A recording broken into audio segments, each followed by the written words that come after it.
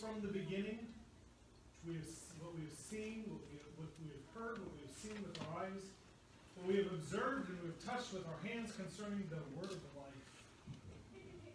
That life was revealed, and we have seen it, and we testify and declare to you that eternal life, which was with the Father and revealed to us. He is the real thing. Jesus Christ, the Word that John presented in the book of the Gospel of John, John 1:1, the Word was with God, and the Word was God. The same was in the beginning with God. That Word, Jesus Christ, that has everything it means to be God, the Word was God. Or actually in the Greek, God was the Word. The Greek puts the emphasis on the word God because unlike those that deny the deity of Christ, he is absolutely God. 100%. Now, my mathematicians in the room will tell me you can't have more than 100% of something. But Jesus Christ was absolutely 100% human being. And he was absolutely 100% God. And he lost nothing of either. In the kenosis, that's the emptying, he set aside something. He set aside his eternal glory and demand for worship. What's wrong? Oh, no, it's the children Oh, seeing millions of dead things. Oh. He set aside the demand to be worshipped. If you can imagine what would happen if Jesus Christ appeared in the room right now, none of you would stay sitting down or standing up. In his glory, you would be compelled to be on your face. And yet Jesus needed to grow up from a little boy, from a baby, to a little boy, to a young man, to go to the cross. It could have never happened if he did not set aside that glory. So he dwelt among us. And we beheld his glory, John says. They went up on the Mount of Transfiguration and they saw the real thing. And someday we're going to see him as he is. We're going to see the real thing. But I'll tell you, there's something even more amazing in my opinion. And that's in chapter 3, verse 1. Look, behold, open your eyes. How great a love, how great a grace the Father has given to us. What an amazing grace God has given to us that we should be called God's children. We're not just God's creation. My friends, everyone is God's creation. Everything and everyone belongs to God. But there's a difference between my car, which belongs to me, and my child. Amen? Amen? I would submit to you, there's a difference between my dog and my child. When I had a dog, now it's Janae's dog. There's a difference. Both are alive. Still. She is very much alive. But only one is my child.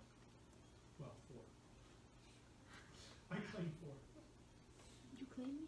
Oh, how nice. I claim it. Behold, there is no greater love, no greater grace, no more amazing grace than to be called God's child. We have been adopted in, we've been grafted in, we are now something that we were not.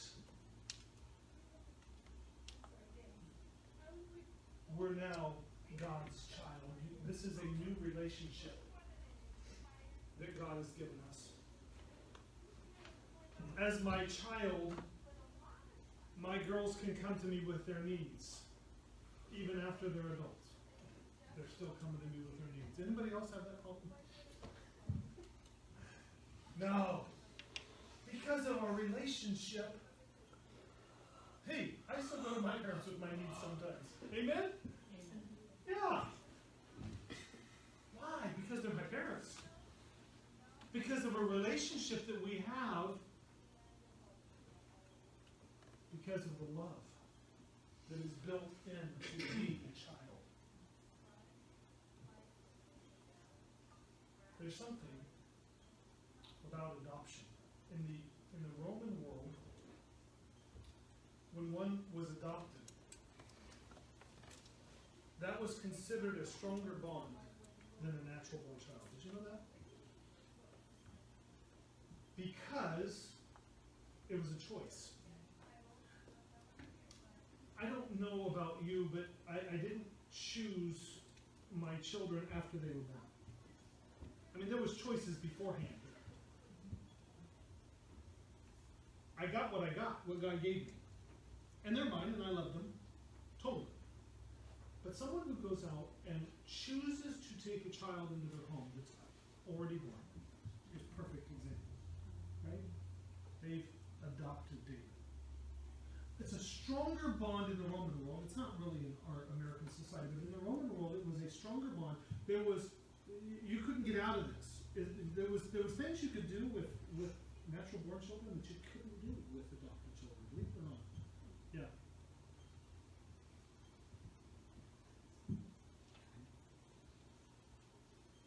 There still is. There still is. There's restrictions. When God took us in, that adoption should be thought of as incredibly special. And it wasn't free. Because he could not adopt somebody who was under his wrath and had a penalty of death on them. He must first clear up that problem. And so for us to be adopted, his son had to die in our place, so that we might be eligible for adoption.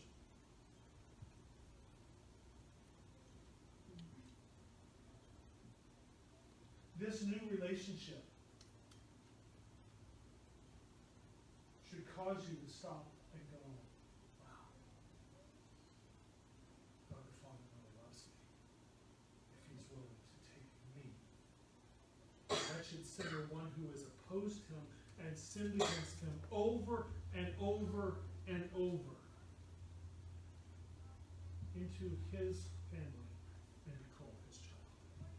There's a song that goes with this. Behold what manner of love the Father has given unto us. Behold what manner of love the Father has given unto us, that we should be called the sons of God, and so forth. I won't continue singing. Somebody might go off Facebook Live.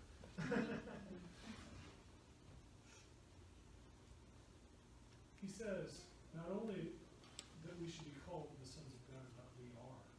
Down in verse 2, he says, dear friends, we are God's children now. We don't have to wait.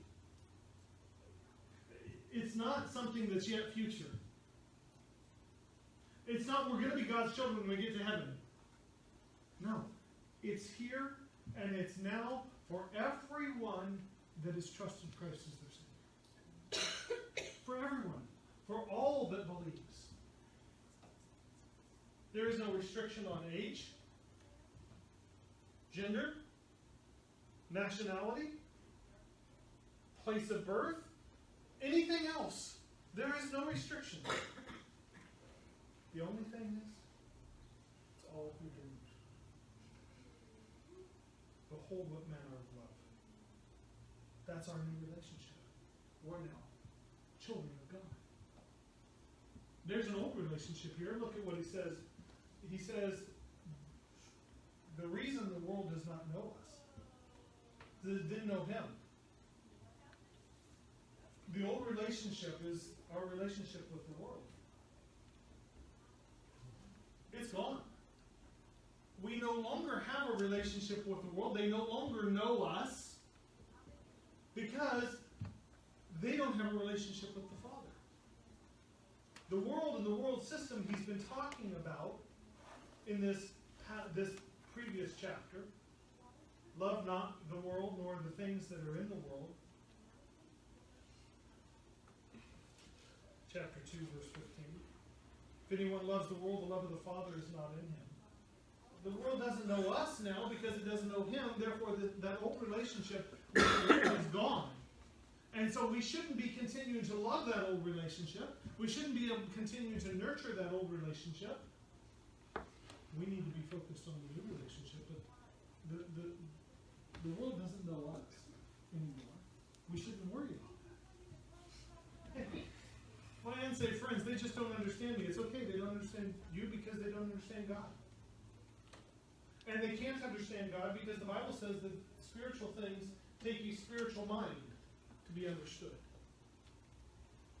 So there is no understanding of spiritual things by the world, therefore they can't understand you if you understand spiritual things because you have a relationship with God and they do not. Don't worry about it. Continue to talk, continue to share your faith, but don't worry about it when they reject it, or they ridicule it, or they laugh at it.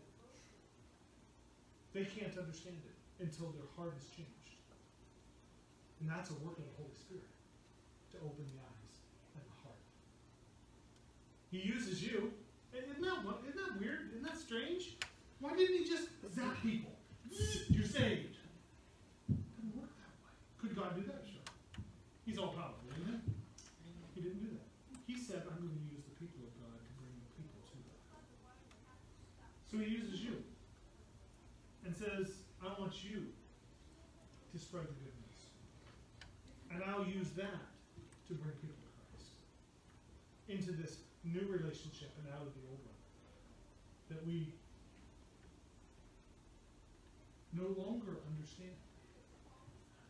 There's also not only a new relationship, but there's a future relationship. Notice what it says here. Believe it or not, this is all I'm preaching with today. Trying to keep things simple. Next week, Palm Sunday. The following week, Easter, then we'll come back to 1 John. Alright? Palm Sunday, I love. If you've been here before, you know how much I love Palm Sunday. We'll talk about it. What we are God's children now, and what we will be has not yet been revealed. It doesn't mean we don't know, we don't understand. It means it hasn't happened yet. Right? We might know what's under the cover of a statue. We might know exactly what's under there, but it's not there yet. It's not been pulled off. We know that we're going to be like him. In fact, it says that. What was he like when he resurrected from the dead? He could still eat, but he didn't need to. This is the most cool part. He had a physical body. His spirit was reunited with his physical body. And yet he could still walk through walls and closed doors and solid rock. When the rapture comes, have you ever worried about hitting your head on the ceiling? Why not? Because we're going to be like him. Be on the ground floor of the New World Trade Center.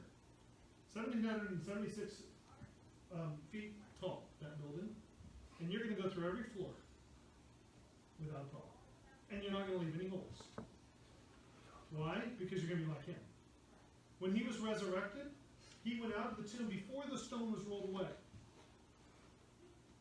How do you do that? There wasn't a back door. Trust me, there's not back doors on those things. He just went through. I don't understand it. But there's a future relationship of us with God, and that involves us being different physically. But you know what? It means us being different spiritually too. I've talked to you before about 3 parts of salvation.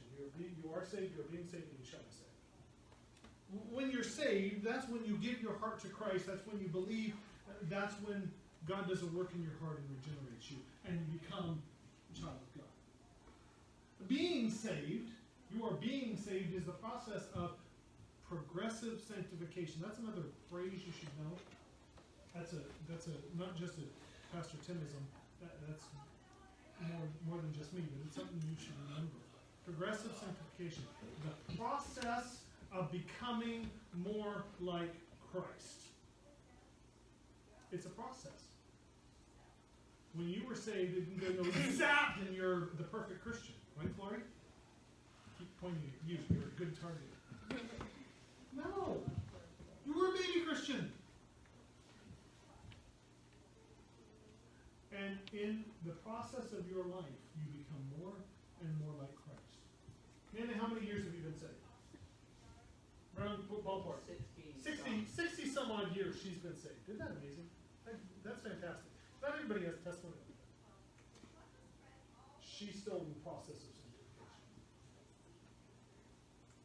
Still in the process of sanctification. I could ask these two the same question. You're going to get about the same answer. Still in the process of sanctification. Still learning. Still becoming more like Christ in our attitudes and in our actions. But when he returns and this new relationship happens, it's done. We shall be saved. The process of sanctification is over, and we are free from sin. We know that when he appears, we will be like him. Sinless. Sinless. No more desire to sin. Anybody have a desire to sin today? I mean, you may say no, but when it comes time to do it, yeah, Satan puts out that little bait and you want to. And then afterwards, usually you say, oh, I shouldn't have done that. Oh, man, I regret that. We'll be like him. Sinless. But you're not sinless yet. You're not sinless, but you need to learn as you progress in sanctification to sin less and less. Isn't it? We'll be like him. That future relationship, we will be his bride. We are the bride of Christ, but we have not yet had the marriage supper of the Lamb. That's going to happen in heaven during those 7 years. What's going on earth, we're not going to care about. Amen? We know about it, but we're not going to care about it. But this hasn't happened yet, because it hasn't yet been revealed. He hasn't come back yet. In the first century weddings, there would be it was always an arranged marriage. Did you know we have an arranged marriage? Arranged by God the Father? Right? Isn't that neat? Think about it. We have an arranged marriage between God the Son, Jesus Christ, and his church. There was an arranged marriage. The two couples would get together, and there would be a glass of wine. There might have even been bread, I don't know.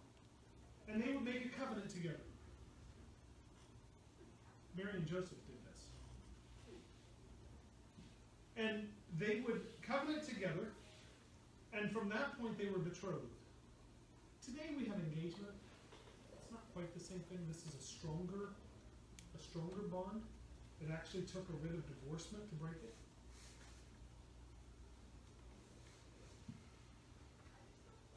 From that point, the bride went back to her father's house, the groom went back to his father's house, and the groom began to build the wedding chamber and his own house. And only when the father said, you're done, go get your bride, and everything was prepared for the wedding feast, did the marriage supper happen. And unannounced to the bride, the groom would start marching through the city with always at dark, with torches and trumpets, and the shouts would go from housetop to house to, the bridegroom cometh! And the news would reach the ears of the bride, and she would gather her bridesmaids around her. And they would get ready for the knock at the door. And soon enough, the knock would come, and the groom would be waiting outside the father's house of the bride. And she would come out to him. By the way, that's the picture of the rapture. Right? And they would together go back to the groom's home, his father's home. And they would have a feast that evening. And then there would be a consummation of the wedding in the bridal chamber. And for 7 days they would feast with their family and friends. That's the picture that's painted of what's going to happen for the church. Christ is going to come back to the doorstep of our Father's house. He will meet us in the air. And we will go out to him and return to his Father's house for 7 years, not 7 days of feasting. And we will be in a new relationship for all of eternity. And by the way, that's just the church. Anybody saved before the church time and anybody saved after are the friends of the bride. They're not in the same relationship, but they are all going to be there with us. We have a special relationship with the group. And what's yet to come isn't here yet. But it should excite you. What God is going to do with you and with me in his heaven for those 7 years of feasting, and we will see him as he is. He ends this 2 verses, or 3 verses, by saying, everyone who has this hope in him purifies himself, even as he is pure. This future hope should cause a current or a present change. The bride, during that year, kept herself pure and kept herself ready for the groom to come. When Joseph found that Mary was pregnant with Jesus, he assumed that she hadn't kept herself pure,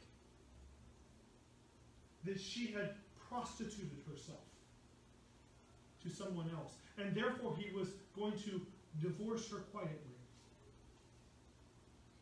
Well, how do we prostitute ourselves against the groom Jesus Christ? By going to idols. Remember, this book is about idolatry. Spiritual idolatry. He ends this book by saying, keep yourself from idols. Keep yourself pure. Keep your relationship, your current relationship, your new relationship with Christ pure by avoiding all other relationships. We should not be involved in things that take our priorities away from God. We should not be involved in anything that causes us to worship something else. And worshiping has to do with our time, has to do with our money, has to do with our energy. Anything that comes between you and God should be put away. Because why? Because he's coming back for his bride. And so, because we have this hope, remember, this isn't a hope song. This isn't, well, I hope to go to Florida one day, see Disney World like somebody did last week. No. That's not a very reasonable hope for me. This is, I know God is doing this. We can be sure because he has said it, and he is faithful, and he is trustworthy. Amen? He is coming again. And because we have this hope, this knowledge, this assurance, we should purify ourselves. We should keep ourselves pure for him.